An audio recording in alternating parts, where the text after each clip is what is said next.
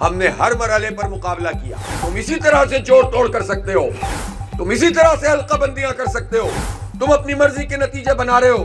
اس کے باوجود بھی جماعت اسلامی کے ووٹ پیپلز پارٹی کے ووٹ سے ڈبل سے بھی زیادہ ہیں. پیپلز پارٹی 100 سال بھی لگا دے تو کراچی میں اکثریت حاصل نہیں کر سکتی. کیسے تمہاری اکثریت آ سکتی ہے؟ ہمیں ہرا کر اور پیپلز پارٹی کو جتایا گیا, اور اس کو کہتے ہیں کہ ہم جشن منا رہے ہیں اور ہم نے تاریخی کامیابی کراچی میں حاصل کی ہے.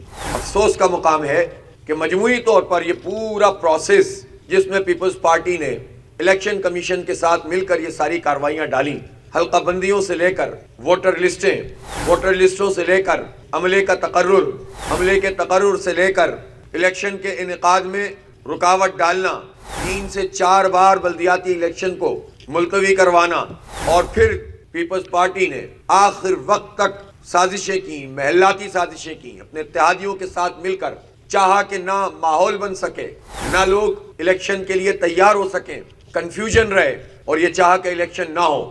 ہم نے ہر مرحلے پر مقابلہ کیا, ہم مسلسل تحریک مارے, ہم ہمیشہ کراچی کے حق کے لیے آواز بلند کر رہے ہیں. ہم نے 29 دن کا دھرنا دیا کراچی کے حق اور اختیار کے لیے. ہم نے تحریکیں چلائیں, ہماری خواتین بہنیں نکلیں, اور پھر ہم نے ایک ایگریسو کیمپین چلائی. کراچی کے لوگوں میں ایک امید پیدا ہوئی ہے. کراچی کے لوگوں نے جماعت اسلامی کا ساتھ دیا. ہر شعبہ زندگی کے لوگ ہمارے ساتھ ملتے چلے گئے. پچھلے 1 مہینے کا آپ ٹویٹر کا, فیس بک کا, انسٹاگرام کا, لنکڈ کا, واٹس ایپ کا پورا ایک تجزیہ کریں. ایسا لگ رہا تھا کہ کوئی ایسا نہیں ہے جو یہ چاہتا ہو کہ جماعت اسلامی کے علاوہ بھی کوئی جیت سکتا ہے. جس پارٹی کے لوگ تھے انہوں نے کہا کہ یہاں جماعت اسلامی کو جیتنا چاہیے, اس لیے کہ جماعت اسلامی صرف تحریک نہیں چلا رہی تھی, جماعت اسلامی صرف ریلیاں نہیں کر رہی تھی, دھرنے نہیں دے رہی تھی. جماعت اسلامی اس قوم کے بچوں کو پڑھا رہی تھی, ان بچیوں کو فری اسکالرشپ دلا رہی تھی, کورونا میں لوگوں کی مدد کر رہی تھی, فلڈ میں لوگوں کی مدد کر رہی تھی. جماعت اسلامی کے اسکول چل رہے ہیں, جماعت اسلامی کے اسٹریٹ چلڈرن کو پڑھانے کے بیٹھک اسکول چل رہے ہیں, جماعت اسلامی کے اسپتال چل رہے ہیں, جماعت اسلامی کی کمیونٹی سروسز چل رہی ہیں, واٹر فلٹریشن پلانٹ چل رہے ہیں, اور جماعت اسلامی لوگوں کے دلوں کی دھڑکن. جماعت اسلامی کا یہ دفتر ہر مظلوم اور ہر محروم اس کے لیے ایک امید ہے. بڑے بڑے مافیاز کا مقابلہ کر کے ہم نے لوگوں کے اربوں روپے واپس دلوائے. ہمیں پہلے سے پتا تھا کہ یہ ووٹر لسٹیں درست نہیں ہیں, وہ 2013 میں بھی درست نہیں تھی. ہمیں پتا تھا یہ حلقہ بندیاں پیپلز پارٹی نے اپنے حساب سے کی ہوئی ہیں, یہ ٹاؤنز انہوں نے اپنے حساب سے بنائے ہوئے ہیں, ہم یہ جانتے تھے.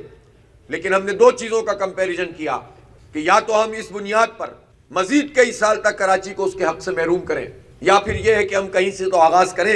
لہٰذا ہم نے اپنے مینڈیٹ کو کمپرومائز کیا. جو نتیجہ الیکشن کا نکل کر آیا اور جماعت اسلامی اس شہر کی سب سے بڑی قوت کے طور پر سامنے آئی, تاریخی کم بیک کیا, جیت گئے ہم الحمدللہ, مختلف ڈسٹرکٹ میں کلین سویپ کیا.